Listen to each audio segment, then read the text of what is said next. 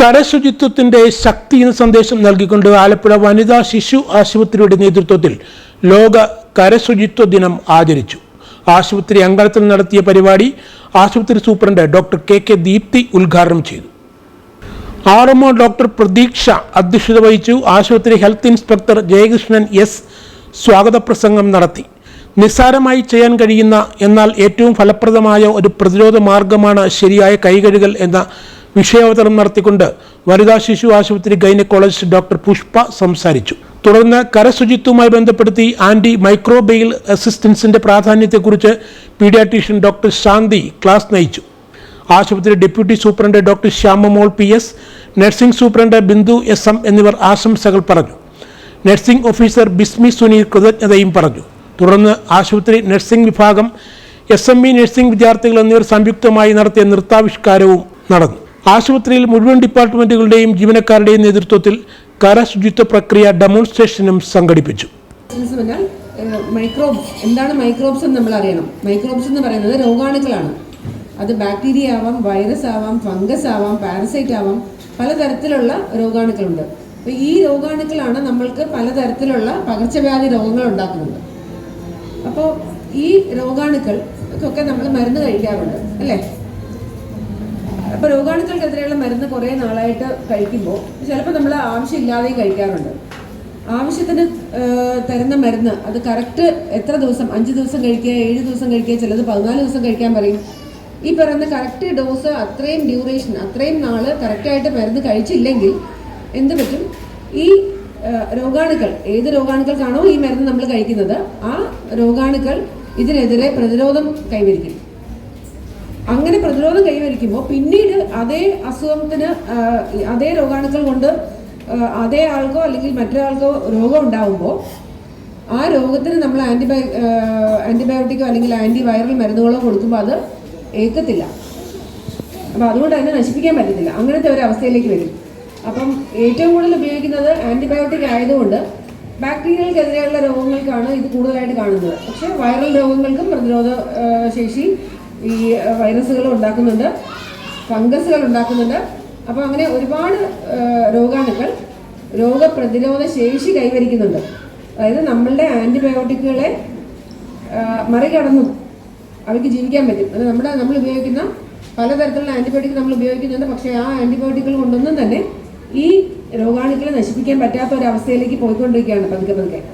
എല്ലാവരും ഓരോ ദിവസം ഓരോ രോഗത്തിന് അടിമയായിക്കൊണ്ടിരിക്കുന്നു. നമ്മൾ ഒരു വാക്ക് കേട്ട് നമ്മുടെ ജീവിതത്തിൽ അത് പ്രയോജനപ്പെടുത്തേണ്ട വളരെ അത്യന്താപേക്ഷിതമാണ്. ഇന്ന് May 5 world hand hygiene day, അത് അല്ലെങ്കിൽ ആഗോള കൈ കഴുകൽ കര ശുചിത്വ ദിനം മെയ് 5 ആണ്. നമ്മൾ 5-ാം തീയതി ഞായറാഴ്ച ആയതുകൊണ്ട് തിങ്കളും ചൊവ്വയൊക്കെ ആയിട്ട് എല്ലായിടത്തും ഇത് ആഘോഷിക്കുന്നു. നമ്മുടെ ആശുപത്രിയിൽ ഇന്ന് എൻ്റെ OP-യിലായതുകൊണ്ട് എന്നെ ക്ഷണിച്ചു. ഞാനത് അംഗീകരിച്ച് ഇവിടെ വന്നു. എനിക്ക് കൂടുതലായിട്ടെല്ലാം ജയകൃഷ്ണൻ പറഞ്ഞു കഴിഞ്ഞു, പ്രത്യേകിച്ചൊന്നും പറയാനില്ല. എന്നാലും നമ്മൾ നിസ്സാരമായി ചെയ്യുന്ന ഒരു കാര്യമാണ്, എന്നാൽ അത് ഏറ്റവും ഫലപ്രദമായ ഒരു മാർഗമായിട്ട് നമ്മൾ എടുക്കണം. എന്ന് വെച്ചാൽ ഈ അസുഖത്തിൻ്റെ പ്രാധാന്യം എന്ന് വെച്ചാൽ ഈ കൈ കഴുകാതെ ഇരുന്നാൽ നമ്മൾക്ക് പല രോഗങ്ങളും നമ്മുടെ ശരീരത്തിൽ, വയറിളക്ക രോഗങ്ങൾ, അതായത് ഡയറിയ, ഡിസെൻട്രി, പിന്നെ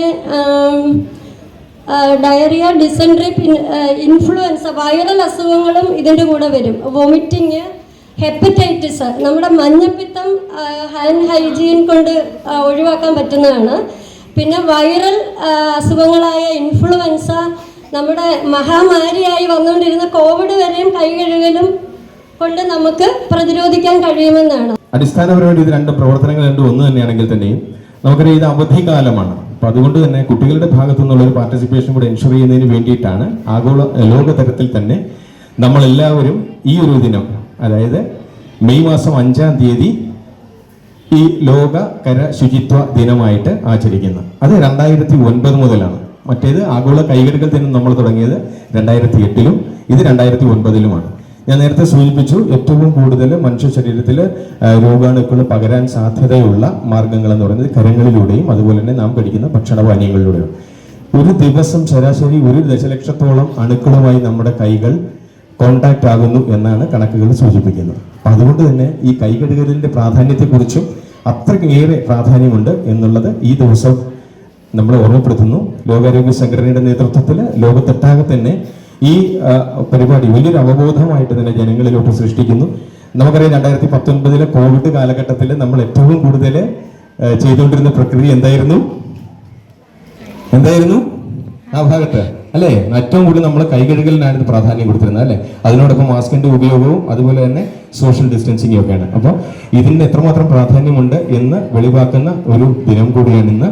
അപ്പോൾ അതുമായിട്ട് ബന്ധപ്പെട്ട് നടക്കുന്ന ഒരു പരിപാടിയുടെ സ്വാഗതത്തിന് വേണ്ടിയിട്ടാണ് ഞാനിന്ന് ഇവിടെ നിൽക്കുന്നത്. ഇന്ന് ഈ പരിപാടിക്ക് ഔദ്യോഗികമായിട്ട് അധ്യക്ഷ പദവി അലങ്കരിക്കുന്ന RMO ഡോക്ടർ പ്രതീക്ഷ മാഡത്തിനെ ഈ വേദിയിലേക്ക് സ്വാഗതം ചെയ്തുകൊള്ളുന്നു. അതുപോലെ ഇന്നത്തെ ഈ പരിപാടി ഉദ്ഘാടനം ചെയ്യാനായിട്ട് ഇവിടെ എത്തിയിരിക്കുന്ന നമ്മുടെ ബഹുമാനപ്പെട്ട ആശുപത്രി സൂപ്രണ്ട്, നമുക്ക് ഏവർക്കും പ്രിയങ്കരിയായ ഡോക്ടർ ദീപ്തി മാഡത്തിനെ വളരെ നല്ലൊരു കൈയിലൂടെ നമുക്ക് വേദിയിലേക്ക് സ്വാഗതം ചെയ്യാം. അതിനോടൊപ്പം നിങ്ങൾക്ക് ഏവർക്കും പ്രിയങ്കരായിട്ടുള്ള ഇമിനന്റ് ആയിട്ടുള്ള രണ്ട് ഡോക്ടേഴ്സാണ് ഇന്നിവിടെ ഈ വിഷയത്തെ അധികരിച്ചുകൊണ്ട് 2 പോയിന്റ് ഓഫ് വ്യൂവിൽ നിന്ന് സംസാരിക്കുന്നത്. അതിൽ കരശുചിത്വവുമായിട്ട് ബന്ധപ്പെട്ട് നിങ്ങൾക്ക് ഏവർക്കും വളരെ പ്രിയങ്കരിയായ പുഷ്പ മാഡമാണ് ഇന്ന് ആ ദൗത്യം ഏറ്റെടുത്തിരിക്കുന്നത്. നല്ല കയ്യിൽ കൊടുക്കാം മാഡത്തിന്. കാരണം മാഡത്തിന്റെ പ്രോഗ്രാം നടക്കുന്ന ദിവസം, അതായത് ചൊവ്വാഴ്ച വെള്ളിയാഴ്ച ഇവിടെ നല്ല ഉത്സവ പ്രതീതിയാണ്. അതുകൊണ്ട് തന്നെ ഇന്ന് വലിയ സന്തോഷമുണ്ട്. മാഡം തന്നെയാണ് അതുകൊണ്ട് കാരണഭൂതയായത്. അപ്പോൾ മാഡത്തിന് എല്ലാവിധ സ്വാഗതവും ഈ വേദിയിലേക്ക് അർപ്പിക്കുന്നു. അതിനോടൊപ്പം നമ്മൾക്ക് ഏവർക്കും പ്രിയങ്കരിയായ മറ്റൊരു ഡോക്ടറാണ് ഡോക്ടർ ശാന്തി അവർക്ക്.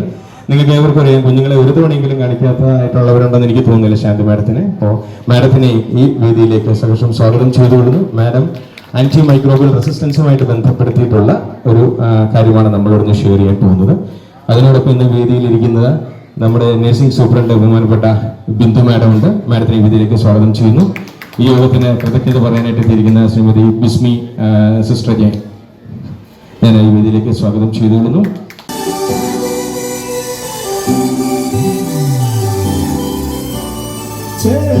ചേരും കൊണ്ട് മോഹിപ്പിക്കും പെണ്ണാണ് മണിവാനത്താരം.